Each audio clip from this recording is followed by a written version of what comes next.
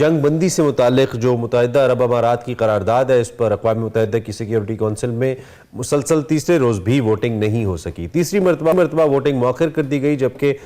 غزہ میں ہر گزرتے دن کے ساتھ شہادتوں کی تعداد میں بھی اضافہ ہو رہا ہے۔ اقوام متحدہ کے مینہٹن ہیڈ کوارٹرز میں غزہ کی حالت زار سے متعلق بحث جاری ہے، اور اس کے دوران اقوام متحدہ کی جو سیکیورٹی کونسل ہے اس نے ووٹنگ سے قبل سفارتکاری کے لیے مزید ایک دن کی مہلت دیتے ہوئے ووٹنگ ایک روز کے لیے مؤخر کر دی۔ بالکل، اجلاس کے صدر نے جمعرات یعنی آج کی صبح جو ہے ووٹنگ دوبارہ کرانے کا فیصلہ کیا ہے۔ سیکیورٹی کونسل میں پیش کی گئی قرارداد پر کونسل کے جو مستقل رکن ہے امریکہ کی جانب سے جنگ کا یعنی سیز فائر کے حوالے سے جنگ بندی کے لفظ استعمال کرنے پر اعتراضات اٹھائے گئے ہیں۔ جب سے اس سے قبل بات کی جائے تو امریکہ 2 مرتبہ سیکیورٹی کونسل میں غزہ جنگ بندی سے متعلق قرارداد کو ویٹو پہ کر چکا ہے۔ دوسری جانب غزہ میں جنگ بندی سے متعلق عالمی دباؤ کے باوجود جنگی جنون میں مبتلا اسرائیل کے جو وزیر اعظم ہیں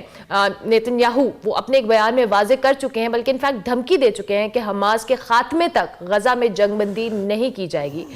بین الاقوامی امور کے ماہرین کہتے ہیں کہ مراکش میں ہونے والے روس عرب کو آپریشن فورم میں جنگ بندی کے مطالبے کے بعد اسرائیل پر جنگ بندی کے لیے دباؤ بڑھ گیا ہے۔ انٹرنیشنل کرائسس گروپ کے تجزیہ کار کا یہ بھی کہنا تھا کہ سیکیورٹی کونسل میں ایک بار پھر ایسی قرارداد مؤخر کر دی گئی ہے جس کے لیے ہر کوئی انتظار کر رہا ہے اور دیکھنا چاہتا ہے کہ آخر کار امریکہ کیا فیصلہ لیتا ہے۔ البتہ اگر ہم بات کریں امریکی سفارتکار تو وہ خود نہیں جانتے کہ معاملہ کس انجام کو پہنچے گا۔ امریکہ کا کردار یقینی طور پہ شرمناک ہے اس معاملے میں، جو جنگ بندی اور سیز فائر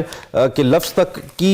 کو سپورٹ نہیں کر سکتا، اور جس کا یقینی طور پہ جس کا متفق ہونا ہے سارے معاملے کو کسی مثبت منطقی انجام تک پہنچا سکتا ہے، لیکن بظاہر انسانی حقوق کی بات کرنے والا امریکہ اس وقت مسلسل اسرائیل کے حق میں اور غزہ کی معصوم جانوں کے خلاف اپنا رویہ برقرار رکھے ہوئے ہیں۔ ہمارے ساتھ عبدالستار صاحب موجود ہیں جو کہ سینئر تجزیہ کار ہیں، ان سے ذرا اس حوالے سے بات کرتے ہیں۔ ستار صاحب، thank you very much for joining. سب سے پہلے تو ہم اس قرارداد کے منطقی انجام تک نہ پہنچنے اور امریکہ کے اس کے حوالے سے کردار پر آپ کا تجزیہ چاہیں گے، آپ اس کو کیسے دیکھ رہے ہیں؟ دیکھیں، امریکہ نے ایک تو اس کی قرارداد کی ورڈنگ پر اعتراض کیا ہے، دوسرا اس میں قرارداد میں یہ تجویز کیا گیا تھا کہ جو امدادی قافلے ہیں اس کی نگرانی اقوام متحدہ کرے گا۔ امریکہ اس میں اقوام متحدہ کی مکمل طور پہ نگرانی نہیں چاہتا، بلکہ وہ اسرائیل کی مشاورت چاہتا ہے۔ حالانکہ اقوام متحدہ نے یہ کہا کہ اسرائیل کی اس میں مشاورت بھی ہوگی، لیکن اس کے باوجود وہ اور سیز فائر کے حوالے سے جو امریکہ کا کردار ہے وہ انتہائی افسوسناک ہے، کیونکہ وہاں ہلاکتوں کی تعداد بڑھ رہی ہے۔ ابھی جو بین الاقوامی مبصرین اور ماہرین کے تبصرے آ رہے ہیں اس کے مطابق آن ایوریج اگر ہم یہ سیز فائر کا ٹائم نکال دیں 7 دن کا، تو آن ایوریج 300 لوگوں کی روزانہ ہلاکتیں ہوئی ہیں۔ 20,000 سے زیادہ ابھی تک ہلاکتیں ہو چکی ہیں، اور کچھ اندازوں کے مطابق جو ہے وہ تقریباً غزہ کی آبادی کا اب کلوز ٹو 1% ہو گیا ہے۔ 50,000 سے زائد لوگ جو ہے اس میں زخمی ہو گئے ہیں۔ ایسے میں امریکہ کا جو رویہ ہے وہ انتہائی افسوسناک ہے، اور اس کانفلکٹ نے یہ بھی ثابت کر دیا ہے کہ جس طرح پہلی گلف وار نے یہ ثابت کر دیا تھا کہ امریکہ دنیا میں واحد سپر طاقت رہ گیا ہے، اور بظاہر ابھی بھی عالمی منظر نامے پہ نظر یہ آ رہا ہے کہ امریکہ اور اس کے مغربی اتحادی واحد سپر پاورز ہیں۔ حالانکہ وہاں پر کچھ ہمیں دڑاڑے نظر آتی ہیں کہ جس طرح اسرائیلی وزیر اعظم کے بیان پر فرانسیسی صدر نے میکرون نے یہ کہا کہ یہ جو حماس کو ختم کرنے کی بات کر رہے ہیں، اس کا مطلب ہے کہ اس میں ممکنہ طور پہ 10 سال لگ سکتے ہیں۔ اور بہت لوگوں کی طرف سے یہ بھی سوال اٹھایا جا رہا ہے کہ اگر آپ کا مطمع نظر حماس کو ختم کرنا تھا تو پھر اسرائیل یہ بتائے کہ اب تک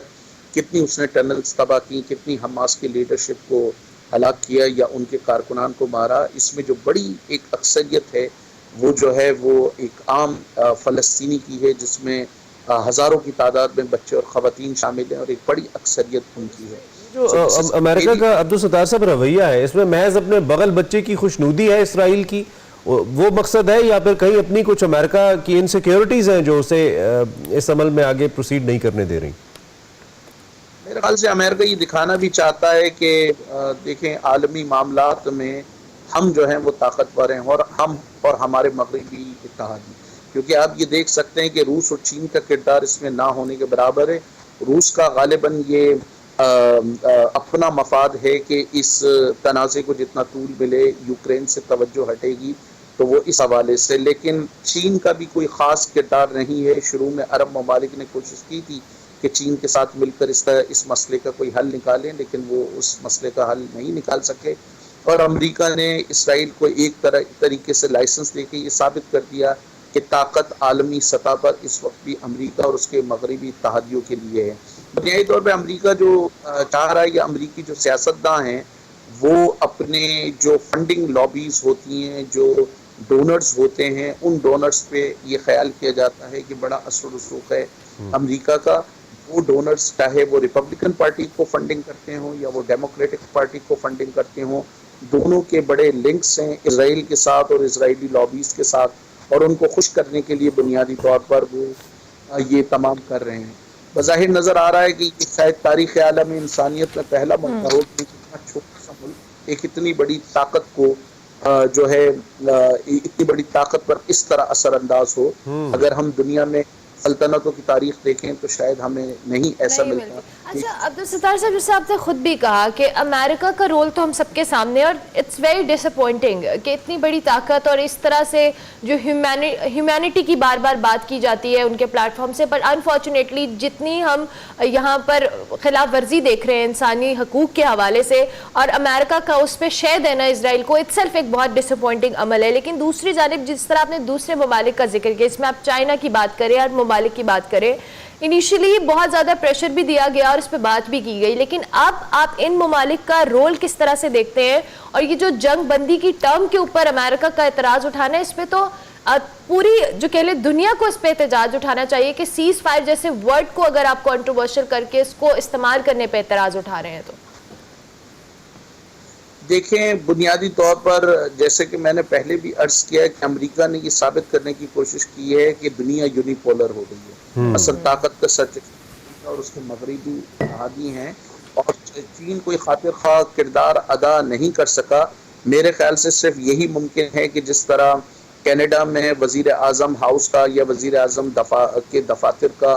عام لوگوں نے محاصرہ کیا اور وہاں پر احتجاج کیا، بالکل اسی طرح صرف عوامی دباؤ کے تحت ہی کچھ ہو سکتا ہے. اگر یورپ میں عوامی دباؤ پڑے گا، امریکہ میں عوامی دباؤ پڑے گا، اگر وائٹ ہاؤس کا گھیراؤ ہوتا ہے، امریکن کانگریس کا گھیراؤ ہوتا ہے، وہاں پر احتجاج ہوتے ہیں، وہاں کے جو مقامی ایم پیز ہیں اگر ان کے آفیسز کا گھیراؤ ہوتا ہے اور لوگ کرتے ہیں تو وہ مجبور ہوں گے. ورنہ امریکہ کی سیاست میں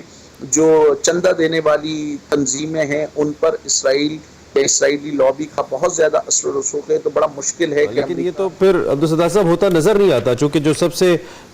بڑے اور امیڈیٹ مخالف ہیں جو بائیڈن کے، ڈونلڈ ٹرمپ، وہ تو نااہل ہو گئے ہیں، وہ تو اور مقدمات میں الجھے ہیں. تو اس کا مطلب یہ کہ جو پبلک پریشر ہے یا پولیٹیکل پریشر ہے یہ جو بائیڈن پہ کم ہی ہوا ہے ود دا ٹائم، بڑھا نہیں ہے اس معاملے میں، بڑھنا چاہیے تھا.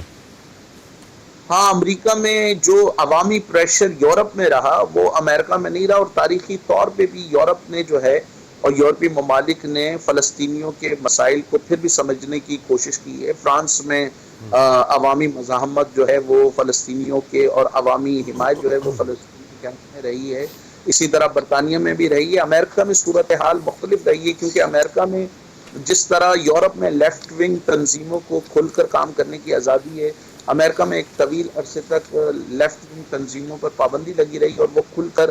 بات نہیں کر سکی. یورپ میں کیونکہ لیفٹ ونگ تنظیموں کا ماضی میں بڑا ہولڈ رہا، ایک طویل عرصے تک برطانیہ میں لیبر پارٹی برسر اقتدار رہی، جرمنی میں سوشل ڈیموکریٹک پارٹی برسر اقتدار رہی، تو ان کا، اور اسی طرح فرانس میں بھی جو سوشلسٹ پارٹیز تھیں اور سوشلسٹ فورسز تھیں وہ